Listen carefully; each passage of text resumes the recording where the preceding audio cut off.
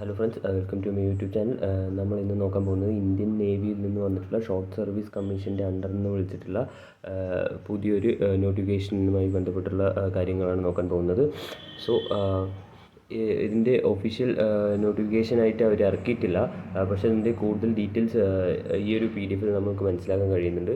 ഇതിൽ അപ്ലിക്കേഷൻ തുടങ്ങുന്നത് തന്നെ ഫെബ്രുവരി 24-നാണ്, അതായത് 24 ഫെബ്രുവരി 2024, ഈ വർഷം ഫെബ്രുവരി 24-നും. ലാസ്റ്റ് ഡേറ്റ് ഓഫ് അപ്ലിക്കേഷൻ എന്ന് പറയുന്നത് മാർച്ച് 10-ാം വരുന്നത്.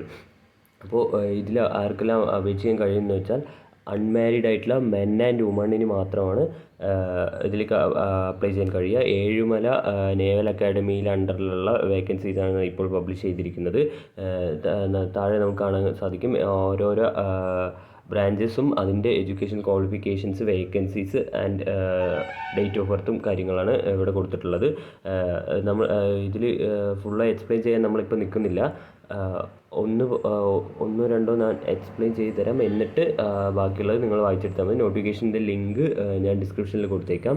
അപ്പോൾ ജനറൽ സർവീസ് ബ്രാഞ്ചിലേക്ക് എക്സിക്യൂട്ടീവ് ബ്രാഞ്ചാണ്, അതിലേക്ക് വേണ്ട ക്വാളിഫിക്കേഷൻ എന്ന് പറയുന്നത് BE/BTech in discipline with minimum 60%, അതായത് BE ഓർ BTech വിത്ത് 60% മാർക്കാണ്. 50 വേക്കൻസിയാണ് ഇതിൽ വന്നിട്ടുള്ളത്. മെൻ ആൻഡ് വുമണിന് അപ്ലൈ ചെയ്യാൻ പറ്റും. മാക്സിമം 15 വേക്കൻസീസ് ഫോർ വുമൺ, അതായത് 15 വേക്കൻസി വുമണിന് 15 വേക്കൻസി അവിടെ റിസർവ്ഡ് ആണെന്നാണ്.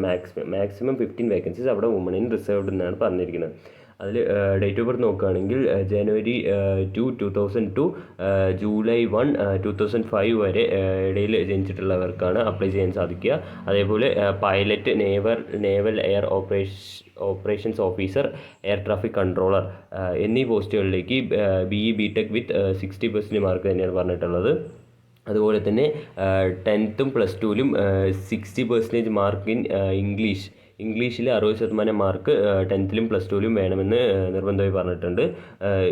ഇതിൽ ഓരോരോ വേക്കൻസി എന്ന് പറയുന്നത് പൈലറ്റിന് 20 വേക്കൻസി, അതേപോലെ നേവൽ എയർ ഓപ്പറേഷൻസ് ഓഫീസർക്ക് 18 വേക്കൻസി, എയർ ട്രാഫിക് കൺട്രോളറിന് 8 വേക്കൻസി. അതേപോലെ അതിൻ്റെ ഡേറ്റ് ഓഫ് ബർത്താണ് സൈഡിലോട്ട് കൊടുത്തിട്ടുള്ളത്. ഇതുപോലെ നിങ്ങളുടെ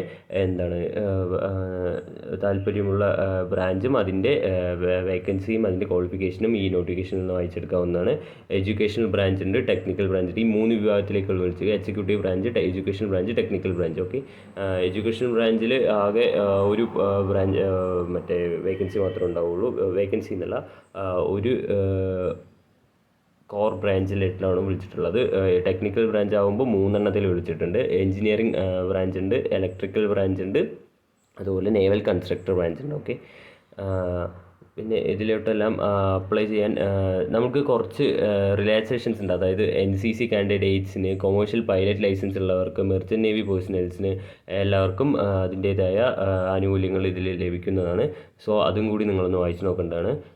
പിന്നെ ഇതിൻ്റെ ഒഫീഷ്യലായിട്ട് നോട്ടിഫിക്കേഷൻ ഓർ അപ്ലിക്കേഷൻ തുടങ്ങുമ്പോൾ നമ്മൾ ഈ യൂട്യൂബ് ചാനലിൽ കറക്റ്റായിട്ട് വേണ്ട എല്ലാ ഡീറ്റെയിൽസും അപ്ലോഡ് ചെയ്യുന്നതാണ്. സോ എൻ്റെ യൂട്യൂബ് ചാനൽ ആദ്യമായിട്ട് കാണുകയാണെങ്കിൽ ഒന്ന് സബ്സ്ക്രൈബ് ചെയ്യുക, സപ്പോർട്ട് ചെയ്യാൻ മറക്കരുത്. Thank you.